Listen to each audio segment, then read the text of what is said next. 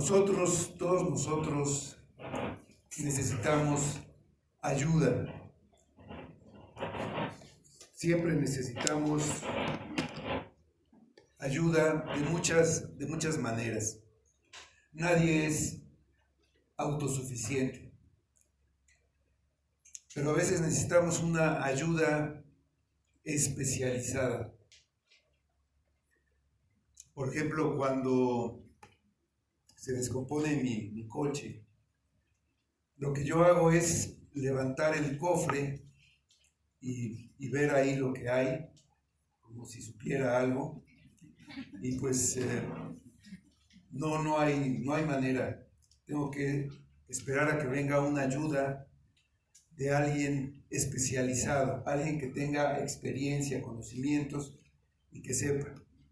Cuando llega esa persona, pues me dice, no, esa es la chafaldrana que hay que cambiar. Se le cambia la chafaldrana y solucionado. Pero hay una ayuda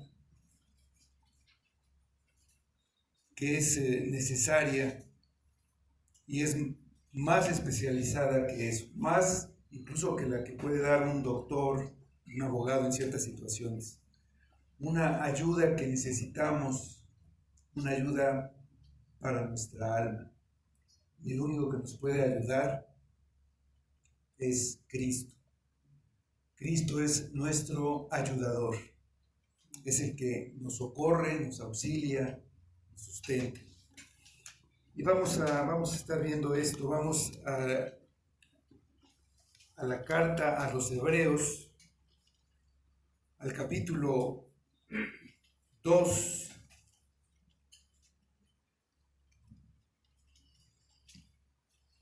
Vamos a leer los versículos 16 a 18.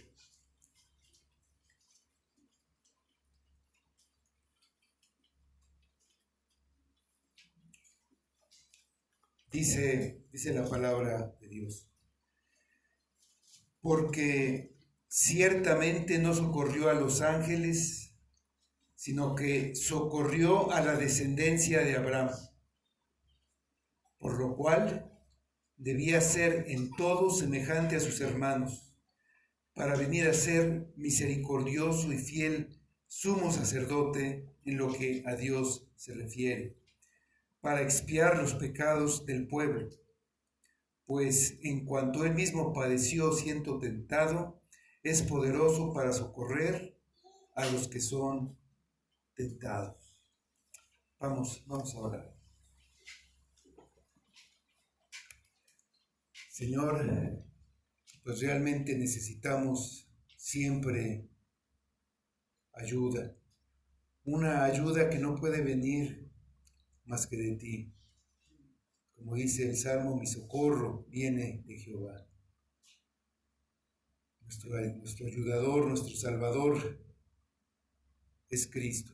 Que podamos poner ahí nuestros ojos y que en esta palabra podamos entender nuestra necesidad, pero también que nuestra ayuda viene del que puede darla, del que sabe, el que tiene experiencia, porque Él pasó por cualquier cosa que nosotros hayamos pasado y mucho más.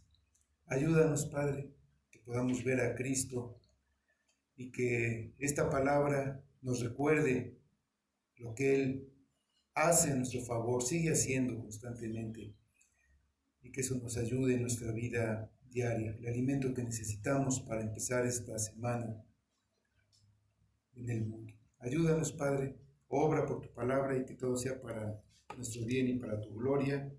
Lo pedimos en el nombre de Cristo. Amén.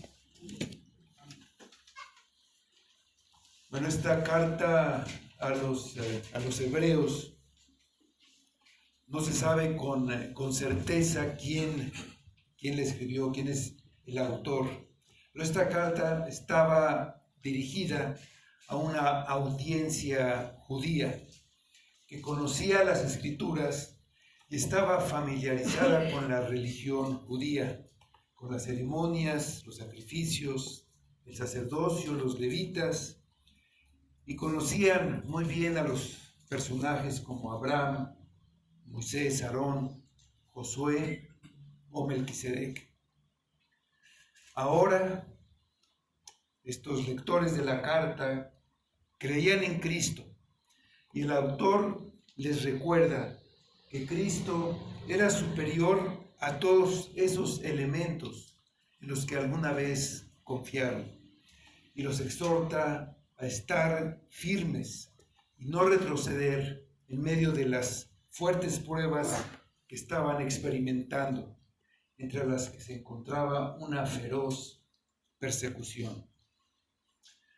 Cuando el pueblo de Israel cruzó el mar Rojo, dejando atrás la esclavitud en Egipto, al desobedecer a Dios y negarse a entrar en la tierra prometida, tuvieron que vagar por el desierto, regresar al desierto y estar vagando por 40 años. Y se perdieron del descanso que Dios ya tenía para ellos, les había prometido, pero no pudieron, no entraron. Tuvieron que regresar a su peregrinar. Durante ese peregrinaje para llegar otra vez a la tierra prometida, entrar en ella para tomar posesión de ella, el pueblo se quejó constantemente de las carencias y dificultades que enfrentaban constantemente y querían regresar a Egipto. Los hebreos que recibieron la carta estaban en una situación muy parecida. Estaban sufriendo, estaban siendo perseguidos por lo que estaban considerando abandonar la rica herencia que tenían en Cristo y regresar a la antigua vida que tenían en el judaísmo, en el que pensaban que podrían vivir tranquilos. Muchos de nosotros estamos como vagando en el desierto. No ejercemos la fe que decimos tener, por lo que no entramos a recibir nuestra herencia y no tenemos un reposo ya, ahora, así como los hebreos no la tenían ya cuando estaban en el desierto y la tenían sin necesidad de haber entrado en la tierra prometida, si hubieran confiado en las promesas de Dios y hubieran tenido contentamiento con las maneras como Dios los sustentaba en su peregrinar, con maná, con pan del cielo, con agua de la roca. Ya lo tenían y solo tenían que seguir caminando, esperar un poco para estar en una tierra en la que fluía leche y miel. Necesitaban caminar andando por fe y no por vista. Pero ellos querían carne, pepinos y puerros, como había en Egipto, para comer ahora. Habían olvidado que eran esclavos y que eran explotados en Egipto. Y como esclavos que eran, no podían comer los manjares que tenían sus amos. Hay una tendencia de abandonar a Cristo y volver al mundo. Muchos anhelamos las cosas del mundo, las cosas que dejamos en el mundo. Recordamos que disfrutábamos de ellas, pero olvidamos la esclavitud del pecado y queremos regresar a vivir en el reino gobernado por Satanás. Sin embargo, el de Cristo es un reino eterno, no como la creación misma que envejecerá y perecerá. El reino de Cristo permanece para siempre. El autor de esta carta les recuerda a los hebreos y a nosotros que es necesario que atendamos las cosas que hemos oído de Cristo. Así lo dice en su carta. Para que no nos deslicemos, para que no escapemos para que escapemos de la ira de Dios si no descuidamos una salvación tan grande, rechazando voluntariamente la salvación proclamada por Cristo cuando estuvo aquí entre nosotros en su ministerio terrenal, que fue confirmada por los apóstoles, a los que acompañaron señales y prodigios cuando ellos testificaron al mundo, y testificando de esta manera a Dios juntamente con ellos. El argumento que presenta este autor es la superioridad y la supremacía de Cristo sobre todas las cosas y la plenitud de la redención de Dios en Él, en Cristo. Inicia la carta mostrando que, por supuesto, Cristo es superior a los profetas. Dice que en otro tiempo Dios habló a los padres por los profetas, pero en estos últimos días habló por su Hijo, a quien estableció como heredero de todo. Es por quien hizo el universo. Él es el resplandor de su gloria, y habiendo efectuado la purificación de nuestros pecados por medio de sí mismo, se sentó a la derecha de Dios en las alturas. Cristo es superior a los ángeles. De esto ya había empezado el autor a hablar desde el capítulo 1, y aquí amplía su explicación y nos da las razones por las que podemos confiar y descansar plenamente en Cristo. Dice que Cristo no salvó a los ángeles. Dice en el versículo 16, porque ciertamente no socorrió a los ángeles, sino que socorrió a la descendencia de Abraham. Dios creó primero a los ángeles, seres espirituales en el orden más elevado de criaturas racionales, muy superiores a cualquier hombre en su intelecto y sus capacidades, en su soberanía, ejerciendo su derecho de hacer lo que quiera.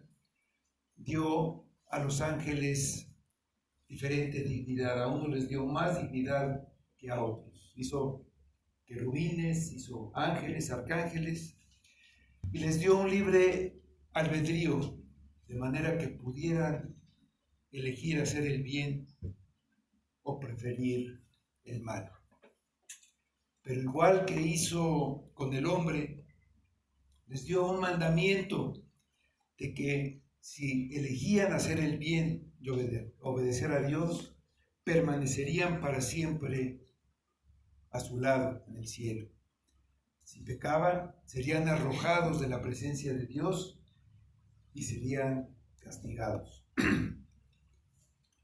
Uno de los ángeles, el que ocupaba el puesto más alto en la corte celestial, Satanás, se rebeló contra Dios, tentó a otros ángeles a rebelarse y a independizarse de Dios. Y arrastró a la tercera parte de los ángeles en su caída. El juicio cayó sobre ellos y Dios los castigó. Fueron condenados a un destierro eterno en el infierno. Para ellos no hubo socorro, no hubo salvación. Los ángeles elegidos no cayeron y fueron confirmados para permanecer eternamente en el cielo, sirviendo y adorando a Dios. Después, de acuerdo a su decreto eterno, creó a los hombres. A diferencia de los ángeles, no los hizo a todos al mismo tiempo. Solo creó a dos, un varón y una hembra, Adán y Eva, con la encomienda de que su descendencia llenara la tierra.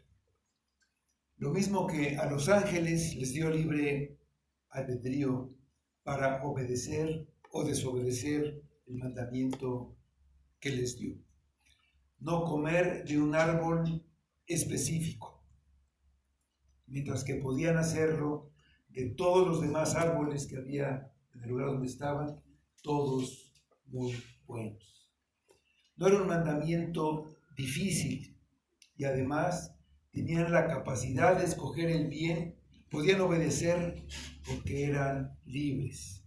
El pecado no los había esclavizado todavía. Con la influencia de Satanás, el hombre desobedeció a Dios y comió del fruto prohibido. Cayó en la desobediencia, pecando contra Dios. En ese momento caímos todos los seres humanos, todos nosotros. No hubo un solo hombre que permaneciera sin pecado. A diferencia de los ángeles, que solo cayeron algunos, pecaron todos los seres humanos que existían en ese momento. Con los ángeles que cayeron, Dios ejecutó su castigo en forma inmediata, de manera definitiva. Pero con el hombre no hizo eso. Aunque le había advertido que si desobedecía sería castigado, no ejecutó su castigo de inmediato.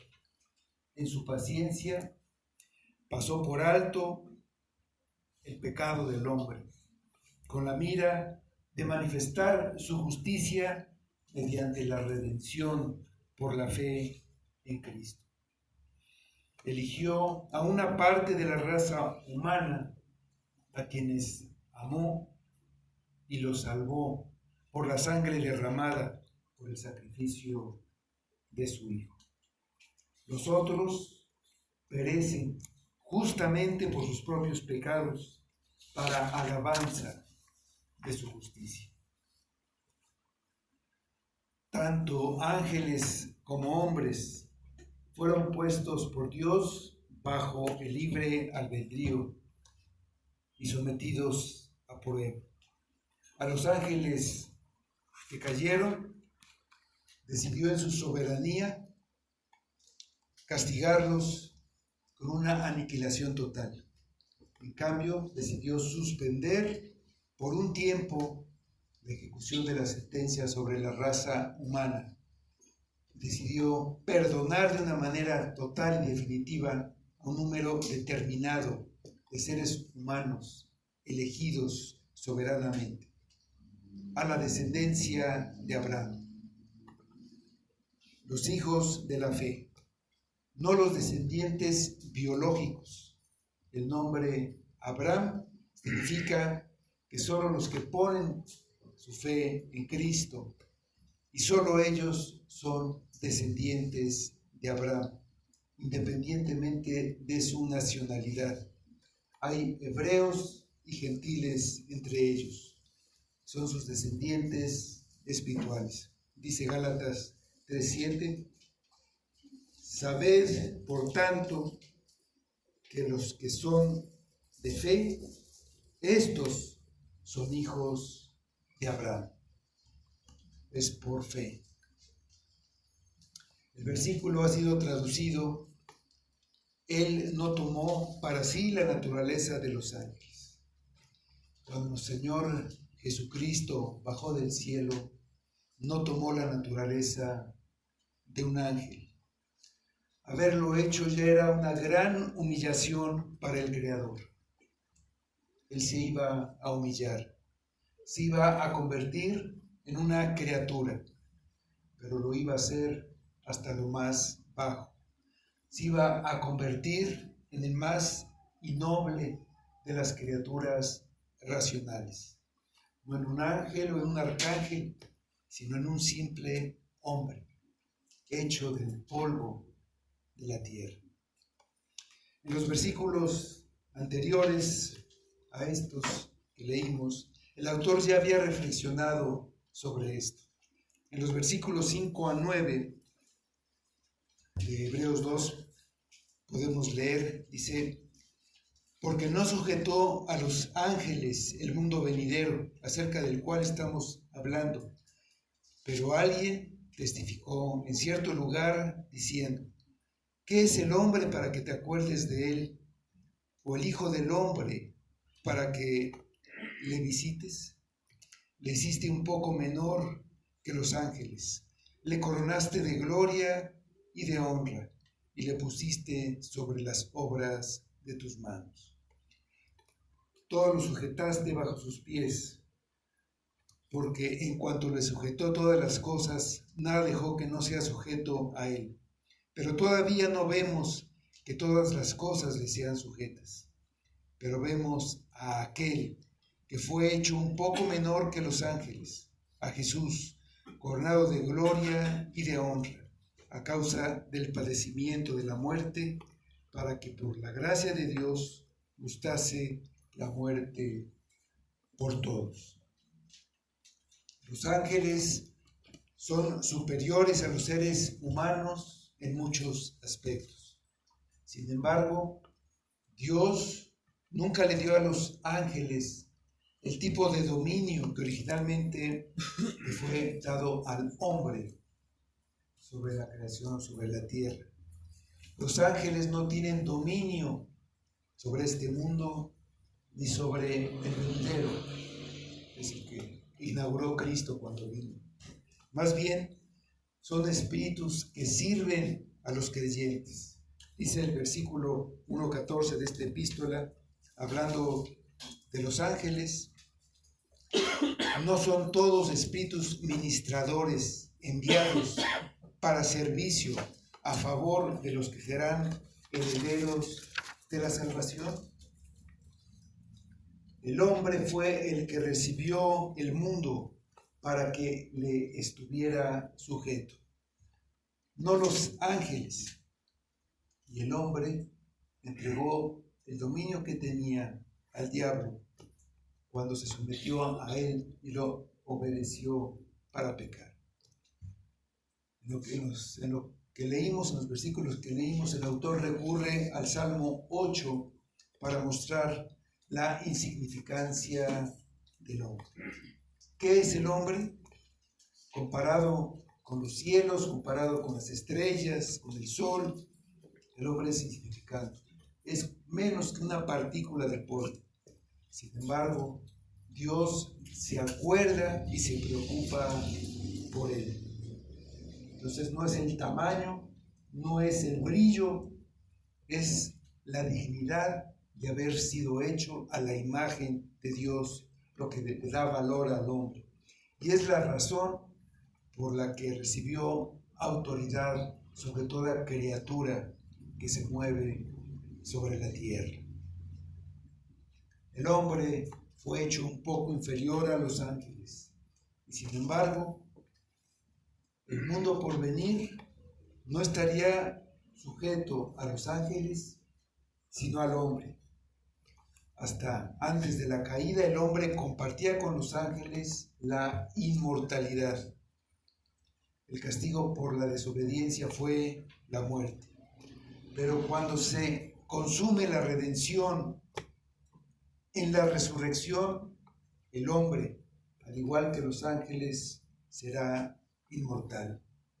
Dice el Evangelio de Mateo, hablando de este punto, porque en la resurrección ni se casarán, ni se darán en casamiento, sino serán como los ángeles de Dios en el cielo, hablando de los hombres.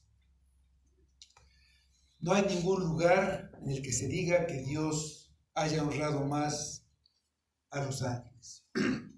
Solo el hombre fue puesto en la más alta posición de autoridad. Solo el hombre fue coronado de honra y gloria. Todo lo puso debajo de los pies del hombre. No dejó nada que no le quedara sujeto. Dice, pero no vemos que en el presente todo le esté sujeto. Y vemos el mundo actual y vemos que no está sujeto al hombre. Hasta los animales, las bestias, se le enfrentan. El autor de la carta nos dice que Jesús cumplió el mensaje del Salmo 8. Fue hecho menor que los ángeles. Se humilló. Dice en Filipenses 2, del 6 al 8. Jesús, siendo Dios, se despojó a sí mismo, tomando forma de siervo, hecho semejante a los hombres, y estando en la condición de hombre, se humilló a sí mismo, haciéndose obediente hasta la muerte y muerte de cruz. Por esta humillación, especialmente su muerte y su sepultura, pues fue hecho inferior a los ángeles. El Creador, inferior en todo a los ángeles, murió. Pero una vez pasada su humillación, en su resurrección llegó a su estado de exaltación. Fue coronado de gloria y honor. Ascendió al cielo para ocupar el lugar que le corresponde a la diestra del Padre, y desde ahora ya gobierna sobre todo el universo. Cristo socorrió a la descendencia de Abraham. Si Jesús hubiera sido un ángel, seguramente hubiera ayudado a sus compañeros ángeles. En lugar de eso, ayuda a los hombres, porque Él mismo se hizo hombre, y siendo hombre, se identifica con ellos.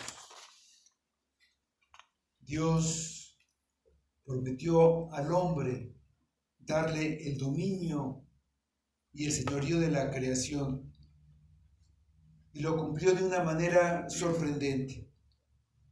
Cristo, la segunda persona de la Trinidad, se hizo hombre, y bajo esa condición, la de hombre, recibió el dominio de todo lo que existe. Entonces, la promesa fue cumplida en Jesús, quien es el Señor de todo, y a través de Él el hombre puede recuperar el dominio que fue provisto originalmente para Adán en virtud de la unión con Cristo, de la descendencia de Abraham.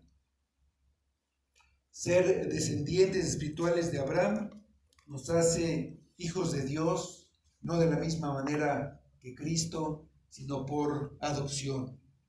Pero por eso somos hermanos de Cristo, siendo Él el primogénito de muchos hermanos, y eso nos hace herederos de todo lo que le corresponde a Cristo. Somos coherederos junto con Él y reinaremos sobre la tierra.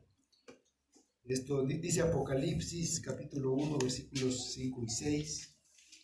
Dice: y de Jesucristo, el testigo fiel, el primogénito de los muertos y el soberano de los reyes de la tierra, al que nos amó y nos lavó de nuestros pecados con su sangre, y nos hizo reyes y sacerdotes para Dios su Padre.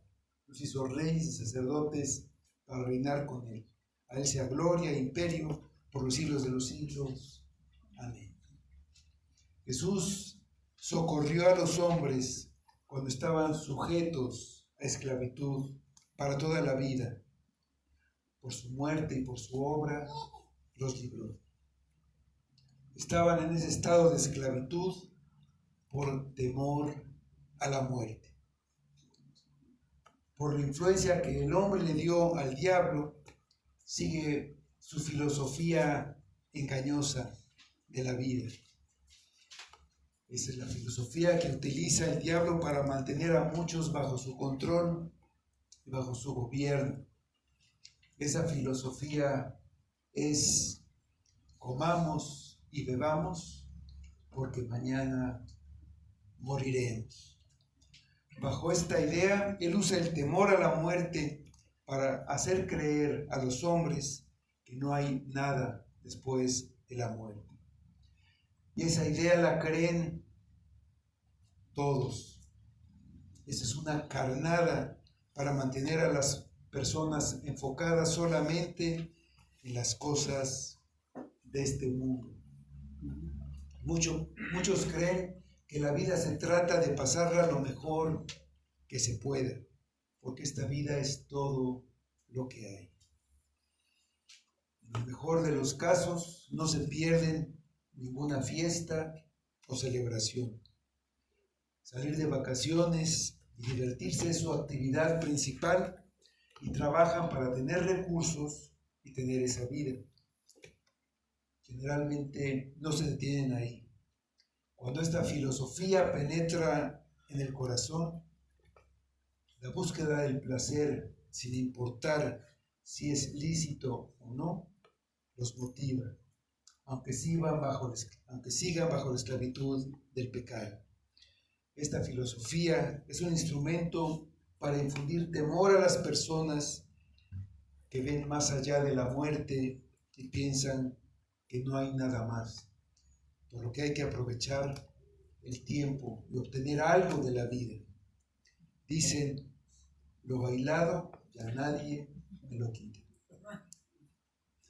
Jesús, por medio de su muerte, cruzó esa puerta y despojó al diablo del poder y del control que tenía sobre los hombres. El diablo ya no tiene esa arma para infundir temor a la descendencia de Abraham, para hacerla vivir en esclavitud, porque Cristo destruyó a la muerte, venció a la muerte por medio de su muerte. Sin temor podemos ser libres en Cristo. Como escribió el apóstol Pablo, para mí el vivir es Cristo y el morir es ganancia. Tengo el deseo de partir y estar con Cristo, lo cual es muchísimo mejor.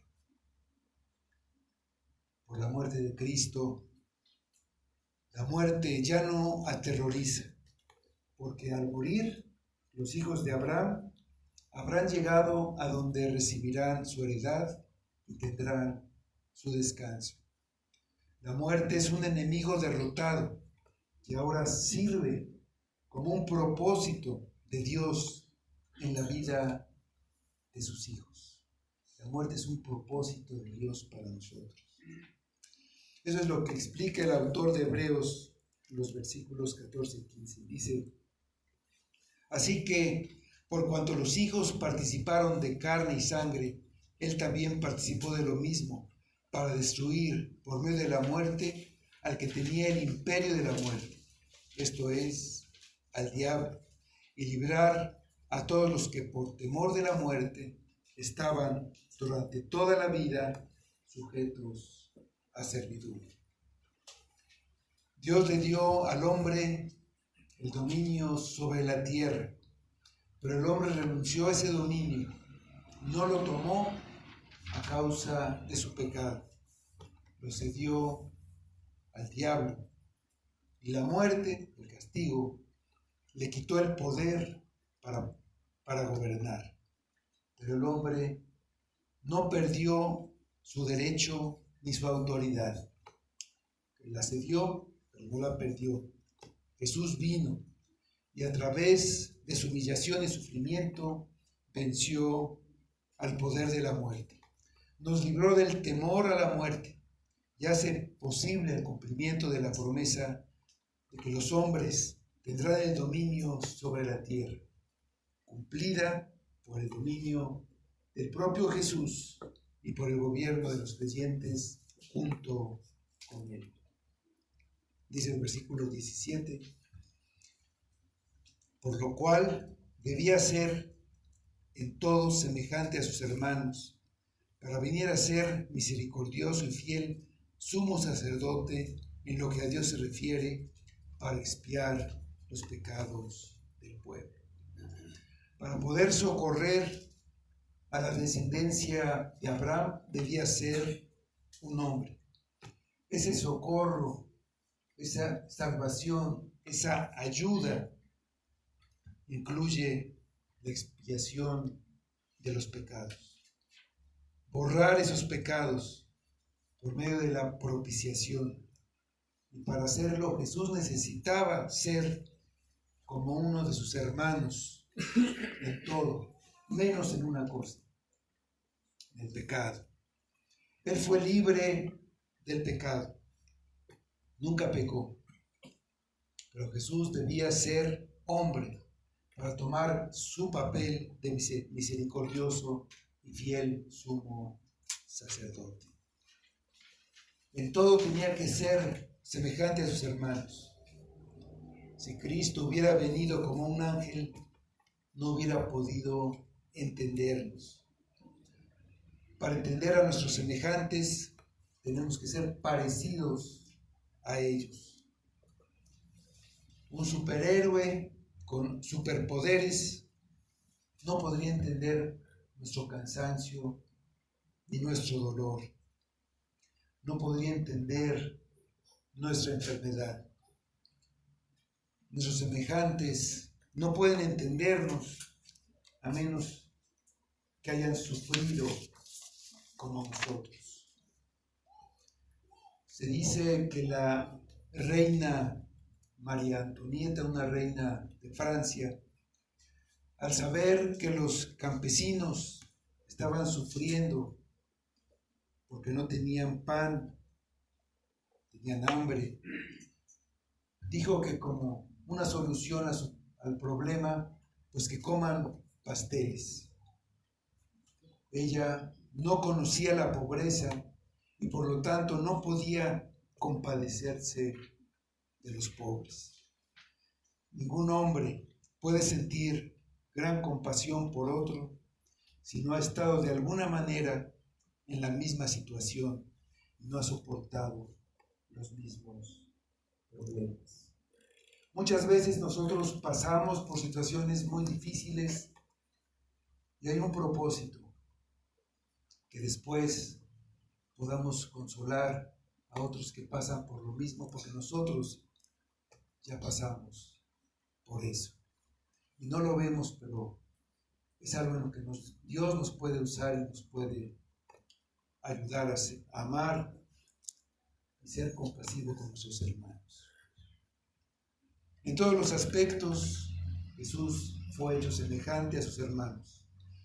Cuando se hizo hombre, llegó rodeado de pobreza. No nació en un palacio, sino en un pesebre.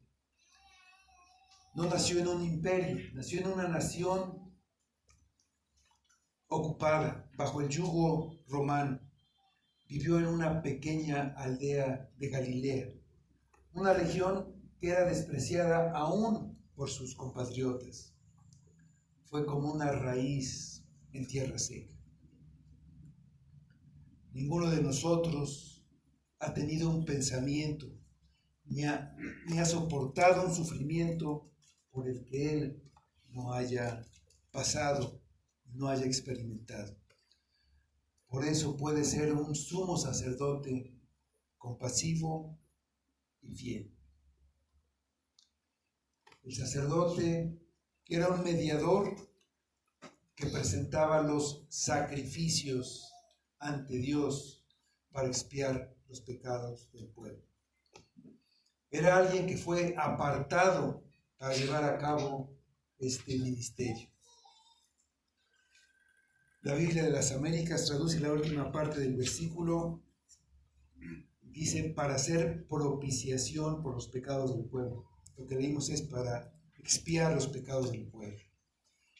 No existe una palabra en español que tenga el profundo significado de la palabra usada en el original. A veces se traduce expiación, otras veces se traduce propiciación y otras como reconciliación. Todo eso en este pasaje significa que Jesús, como sumo sacerdote, logró la paz entre Dios y el hombre. La ira de Dios estaba sobre el hombre a causa de su pecado. Dios está airado contra el impío todos los días. La descendencia de Abraham es pecadora y el hombre, por su pecado, está separado y está indispuesto contra Dios. Cuando Dios decide derramar su ira sobre ellos por su pecado, Jesús recibe esa ira, se pone en medio antes de que nos alcance y Él la recibe. Como cuando alguien se interpone y recibe un golpe que iba dirigido contra ti, o se interpone y recibe un balazo que iba a tu corazón. Con su sacrificio, Jesús absorbió la ira que ellos merecían, la absorbió toda, de manera que a ti no te llega absolutamente nada. La ayuda o socorro que ellos recibieron de Cristo es que Él cargó con sus culpas. Y ahora son libres del pecado y son salvados de la ira de Dios. Cristo es poderoso para socorrer a los que son tentados.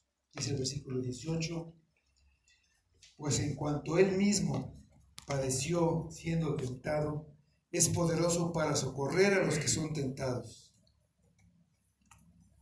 Cuando alguien está en una situación desesperada y de gran peligro, grita: auxilio, socorro. La salvación y la ayuda de Cristo a sus hermanos es el amparo, es el socorro, el auxilio, es a los que son tentados. Es como alguien que está atrapado en un mar agitado entre las olas, no puede salir. Trata desesperadamente de salir y está agotado. Está a punto de ahogarse. Nosotros, los descendientes de Abraham, frecuentemente nos encontramos a punto de ahogarnos. Pero no en una ola de mar, sino en una ola del mal o del pecado, que amenaza con hundirnos hasta el fondo, de donde ya no podremos salir. Es el momento de clamar con todas las fuerzas y la ayuda de Cristo llegará. Cristo no nos dejará solos. Él mismo padeció siendo tentado, no solo después de ayunar 40 días en el desierto, sino toda su vida. Fue una tentación. Él experimentó hambre en ese episodio, sed cuando pidió agua a una mujer junto al pozo de Jacob, cansancio cuando se durmió en medio de una tormenta, sintió pesar cuando lloró ante la tumba de Lázaro. Lo que él sufrió durante toda su vida fue una dura prueba. Nosotros decimos que sufrimos una tentación cuando existe la oportunidad de hacer algo malo. Esto que es una tentación. Pero la tentación en sí misma no es pecado. Esas oportunidades o tentaciones se presentan continuamente. Cuando pasamos por una situación así, sabemos que esa oportunidad también es una prueba. Pero el deseo de tomar esa oportunidad, el deseo de obrar mal, sí es pecado. Un deseo pecaminoso. Eso es pecado en sí mismo, el deseo pecaminoso. Cristo nunca tuvo ese deseo pecaminoso. Él no era pecador, no tenía una naturaleza corrompida, pero sin duda alguna tuvo la oportunidad de hacer cosas pecaminosas. Sabiendo lo débil y hambriento que estaba después de 40 días sin comer, Satanás comenzó su tentación y le dijo: si eres hijo de Dios, y que estas piedras se conviertan en pan. Y la tentación no es solamente sobre un punto.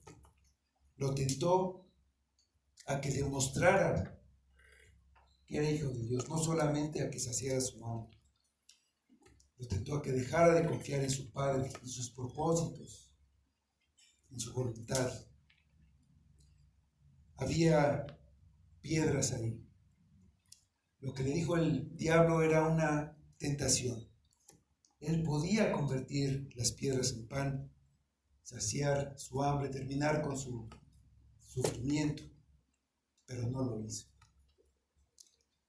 La tentación y la prueba que sufrió son mayores a las que podemos tener nosotros, porque él podía haber convertido las piedras en pan, nosotros no.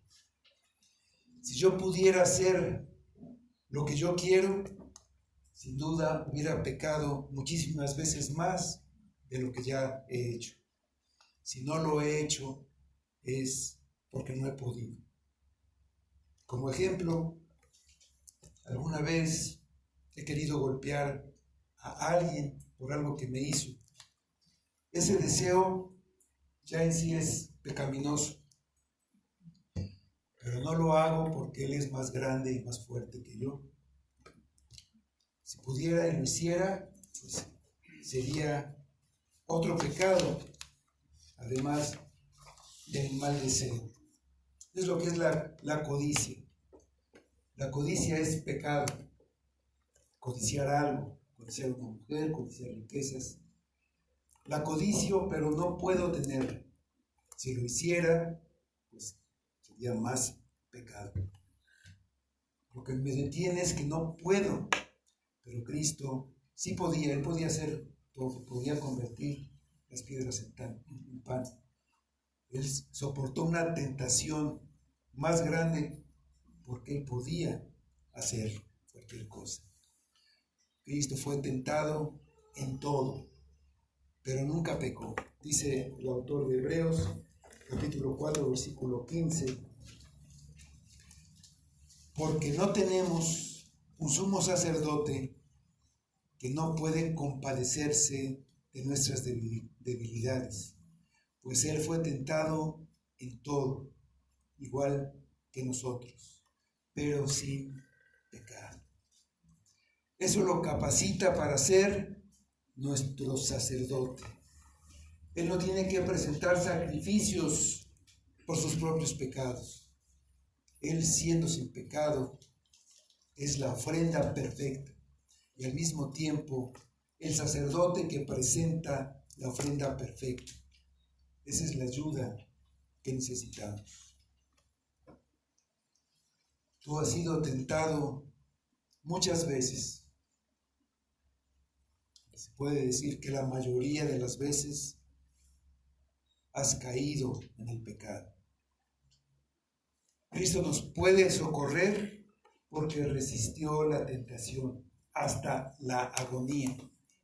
Mientras luchaba contra la tentación de evitar el sufrimiento, estando ahí en el huerto de Getsemaní, sudó sangre luchando contra la tentación.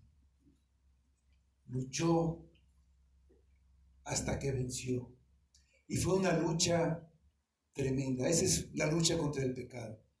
Ninguno de nosotros ha llegado hasta ese punto, porque antes de llegar ahí, cedimos en la tentación y caímos. Él sufrió siendo tentado. Por lo tanto, puede ayudar a otros que son probados. Tenemos un sumo sacerdote. Él está vivo en este momento. Él se encuentra sentado a la derecha del Padre. Y lo que es mucho mejor, Él está disponible para nosotros, listo para ayudarnos. Cuando te despiertas a altas horas de la noche, no puedes volver a conciliar el sueño y comienzas a revolverte en la cama. sintiendo un gran peso en el corazón, puedes mirar hacia arriba. Mi sumo sacerdote se encuentra allí. Él me conoce, Él me comprende y puedo entregarle mis cargas. Cuando llega ese momento oscuro, descendemos al valle de sombra de muerte. Pero tenemos allá en el cielo un sumo sacerdote que nos ayudará. No importa lo que suceda, no importa cuál sea la prueba, Él puede socorrernos. Pero no recurrimos a Él como debiéramos. A veces nos olvidamos de Él y tratamos de luchar nuestras batallas en soledad. Tenemos un sumo sacerdote que es misericordioso y fiel. Si no fuera misericordioso, no podríamos tener la costumbre de la confianza de presentarnos delante de Dios. Pero Él está a nuestro lado, es nuestro abogado, intercede por nosotros. El argumento que presenta es que nuestra culpa fue pagada. Él la pagó. Él ofreció la ofrenda. Hizo todo el pago por nuestro pecado. Además, es fiel. Nunca falla a los que ponen su confianza en Él. Los lectores originales hebreos, a los que escribió la carta, al leer acerca del sumo sacerdote, sin duda recordarían al sumo sacerdote de la antigüedad, que al presentar los sacrificios llevaba puesta una vestidura llamada efod. Sobre sus hombros había una hombrera, dos sombreras en cada lado, con una piedra de ónice, y en cada piedra tenía grabados 6 nombres de las tribus de Israel, 6 y 6. El sumo sacerdote se ponía también un pectoral, llamado el pectoral del juicio. Se lo pueden leer en Éxodo 28. Ese pectoral tenía 12 piedras preciosas con el nombre de las tribus de Israel grabado en ellas. Cada tribu una piedra. Estas piedras quedaban en su pecho. De esa manera el sacerdote se identificaba con el pueblo de Dios, llevándolos en su corazón y cargándolos sobre sus hombros. Cristo, en su sacrificio, no llevaba puesto el pectoral del sumo sacerdote, ni el efod sobre sus hombros. Pero la herida en el pecho y la cruz sobre sus hombros dan un mayor testimonio de su corazón a favor de nosotros, de su identificación con nosotros y de lo que hizo por nosotros. Fue propicio para nosotros, expió nuestros pecados. Sobre su deidad puso su humanidad y experimentó el sufrimiento humano. Jesús es poderoso para socorrer a los que son tentados y cuando estamos sufriendo. Él sabe en verdad por lo que estás pasando. Hay un Dios en el cielo que por experiencia sabe lo que estoy pasando y puede socorrer. No solamente se siente mal por mí.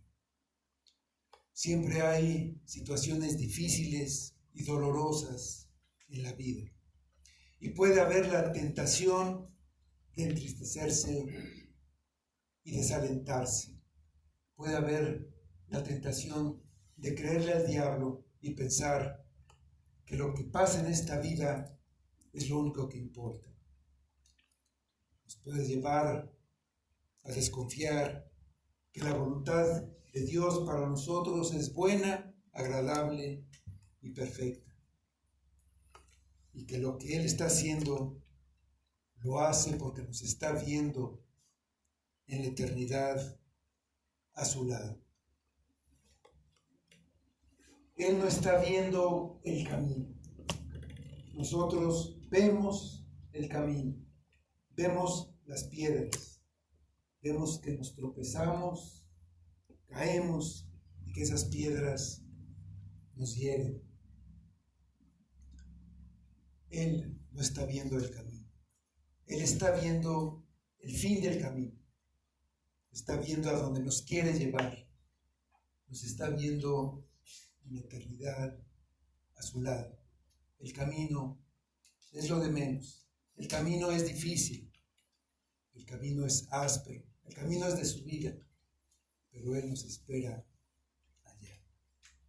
Lo que pasa aquí en esta vida es para hacernos madurar y hacernos depender solo de Él. Es para purificar y fortalecer nuestra fe, para que tengamos bases y para que nos examinemos si estamos en la fe.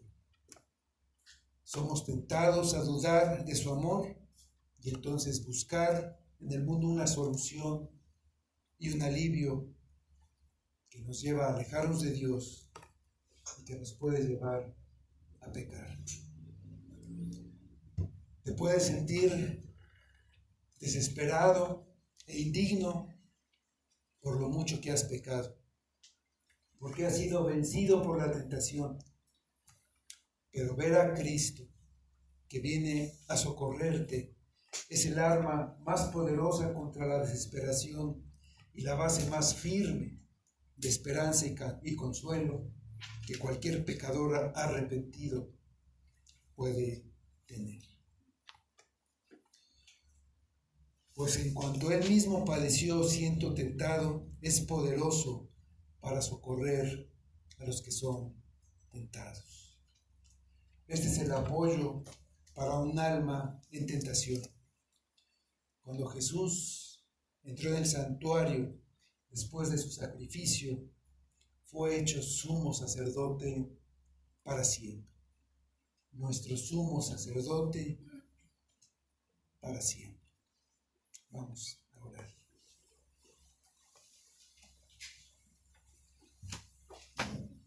Señor, te damos gracias por tu palabra y por recordarte que lo que necesitamos más que otra cosa es recordar que Cristo es poderoso y es nuestro sumo sacerdote y es fiel, que Él fue tentado y puede socorrernos cuando somos tentados.